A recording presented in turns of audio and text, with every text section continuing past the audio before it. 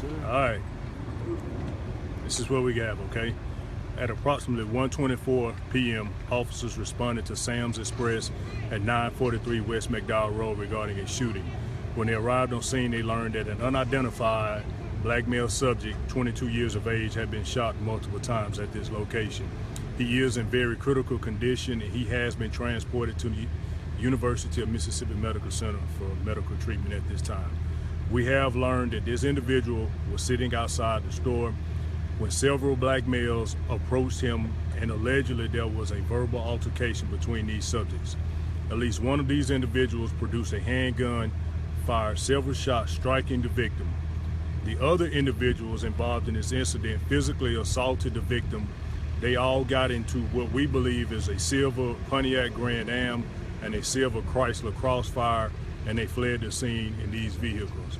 At this time, we don't have any more suspect information. We're in the process of gathering surveillance footage, hopefully to shed more light on these individuals that are involved in this incident. Once we do that, we will give you all the pictures and surveillance footage, and hopefully the public can aid us and assist us with identifying these individuals involved in this incident.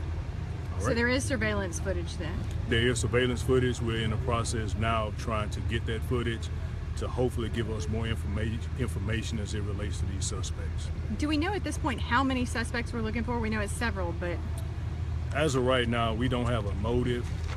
We believe that there may be one shooter.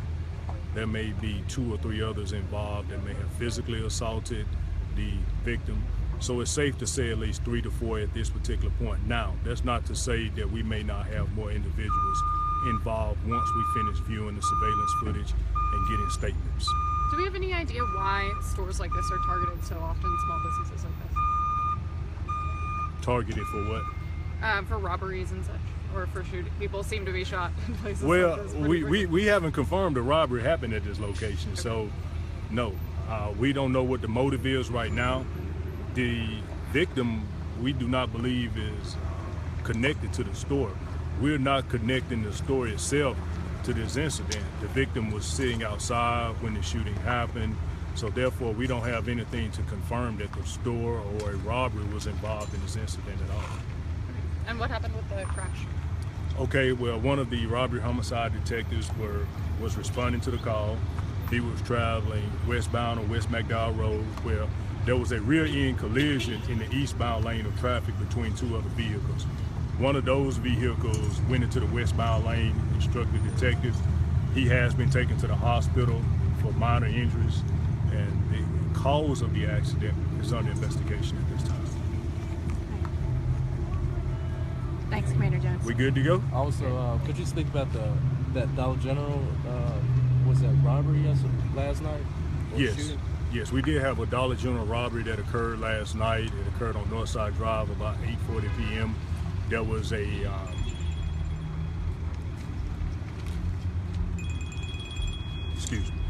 there was a male subject that entered the store with a Halloween mask on. He produced a handgun. He robbed the location for an undisclosed amount of money. He fled the scene on foot. We do not have any suspect information on that at this time. And I know that JPD is trying to make themselves just present, kind of show up at stores like that to dissuade people from committing crimes. Is there anything else being done to try to make a push to prevent things like that? Well, we try to keep all of our businesses on rounds, including dollar stores and other businesses.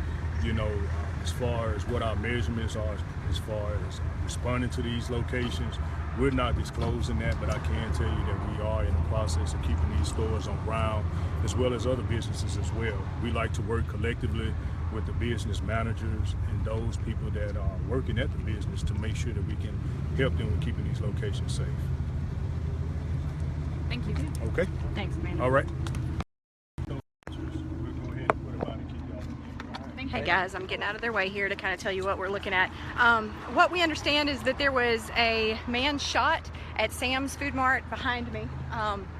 You can kind of see it there. I'll turn the camera around in a second. So a man was shot there by several assailants who sorry, phone rang.